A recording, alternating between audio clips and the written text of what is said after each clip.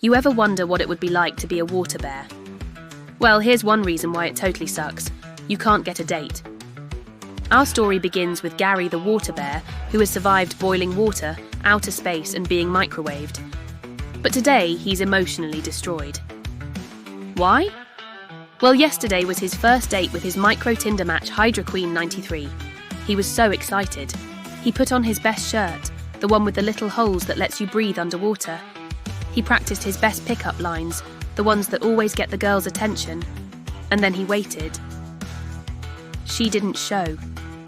Now, normally, Gary wouldn't take this personally. He knows Hydra Queens are kind of flaky. Like seriously, she ghosted him for 12 years. But he thought this time was different. This time he was right. She did show up. They talked. They had a blast.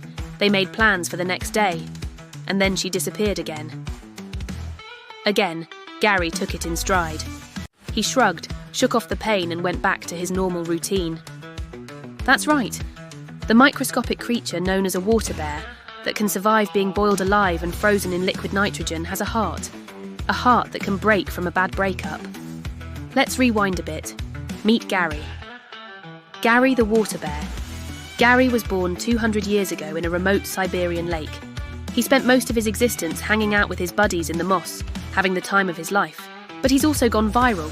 He has 10 million followers on TikTok. How did it happen? Well, one day he decided to try his luck at the online dating scene. So he signed up for MicroTinder, the only dating app designed for microscopic creatures. That's where he met Hydra Queen 93. They matched and she messaged him, "Hey, wanna hang out tomorrow?" Gary was over the moon.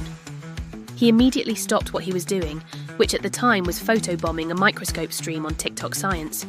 It was going well. He'd already made 3 cameos before she messaged him. But he didn't want to scare her off, so he strategically waited until the perfect moment to make his move. He snuck into the shot and gave the host a piggyback ride, but she never even noticed him. To be fair, Gary is 0.4 millimeters tall, so it wasn't easy to see. But he didn't let that stop him. After his date with Hydra Queen fell through, he went straight to the lab where he applied for a job as the new mascot. Sure, it paid peanuts, but it came with free food and Gary was desperate for a distraction. The head scientist was impressed by his resume, but ultimately rejected him. Too squishy, not marketable, she said. So Gary went back to the moss where he spent the next 6 days crying into his moss pillow.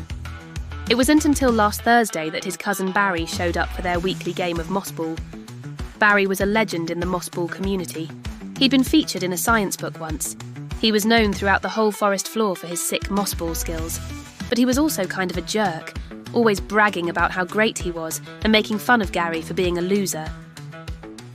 "What's your problem, Gary? Why are you always so sad? Are you just jealous of my amazing moss ball skills, huh? Are you?" But this week, Gary didn't care.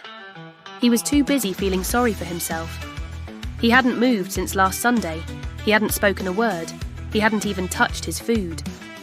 Barry took pity on him and carried him back to the lake. "Come on, Gary, cheer up. At least you're alive. At least you're adorable, I guess," Barry said, nudging him with an antenna.